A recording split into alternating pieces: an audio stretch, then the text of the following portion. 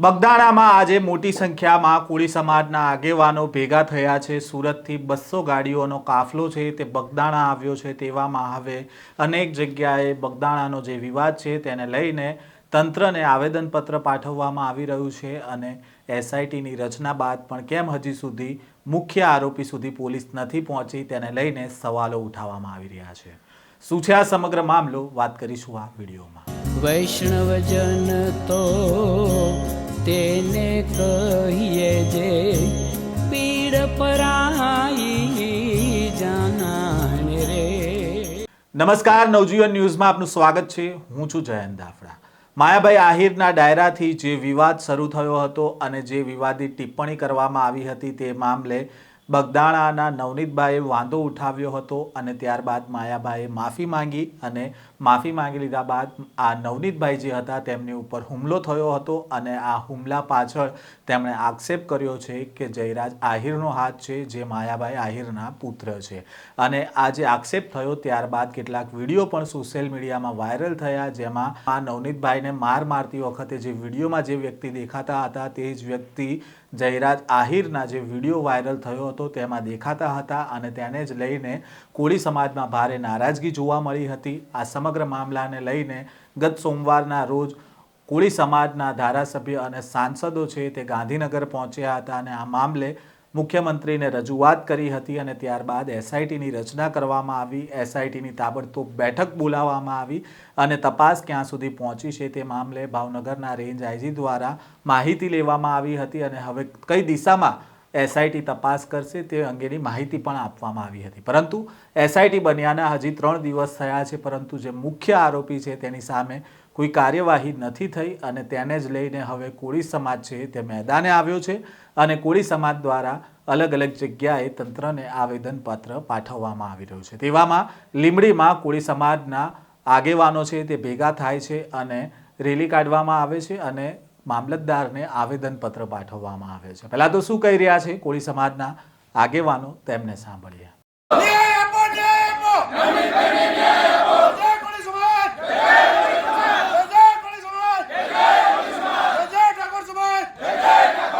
મારું નામ અર્જુન ભૂપતભાઈ ભડિયાદરા। બગદાણામાં જે અમારા કોળી સમાજના યુવાન નવનીતભાઈ બાદલિયા ઉપર જે અસામાજિક તત્વો દ્વારા હુમલો કરવામાં આવ્યો, ત્યારે આ હુમલાને અમે સખત શબ્દોમાં વખોડીએ છીએ।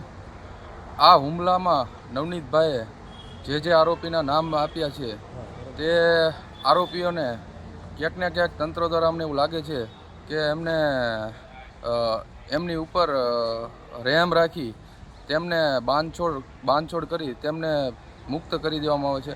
પરંતુ આ કેસમાં જે નવનીતભાઈ દ્વારા મૂળ ફરિયાદીઓના નામ આપ્યા છે તો તે દિશામાં તપાસ યોગ્ય થતી નથી અને તેમની સામે હજુ સુધી કાર્યવાહી કોઈ થઈ નથી।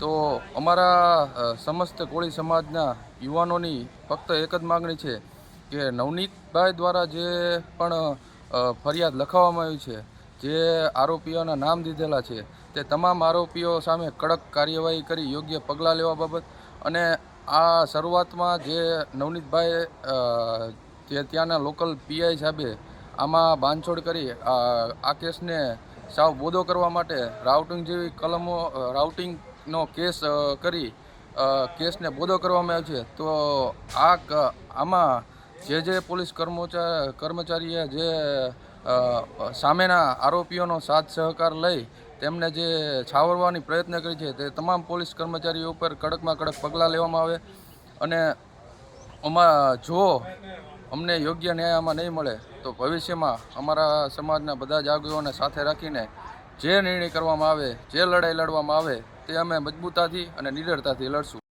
મારું નામ તેજાભાઈ નરસિંહભાઈ મેટાલિયા, કોળી સમાજના મહાનગરના પ્રમુખ।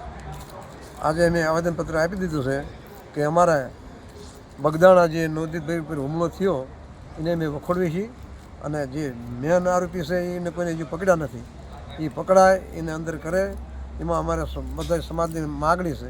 આપે સાંભળ્યા કોળી સમાજના આગેવાનો જેમણે પોલીસની કાર્યવાહી અત્યાર સુધી જે થઈ હતી તેને લઈને સવાલો ઉઠાવ્યા હતા. સાથે જ એસઆઈટીની રચના બાદ મુખ્ય આરોપી છે તેનું એફઆઈઆરમાં નામ દાખલ કરવામાં આવે અને તેની સામે કાર્યવાહી કરવામાં આવે તે પ્રકારની માંગ કરવામાં આવી રહી છે. એસઆઈટીનું ગઠન થઈ ગયું છે, પરંતુ હવે આ મામલે જે આક્ષેપ થઈ રહ્યા છે માયાભાઈ આહિરના પુત્ર જયરાજ આહિર સામે, તેની સામે ક્યારે કાર્યવાહી થશે અને તપાસમાં શું આવશે તે અંગે તમામ બાબતે તમને માહિતગાર કરીશું. ત્યાં સુધી નવજીવન ન્યૂઝ સાથે જોડાયેલા રહેજો.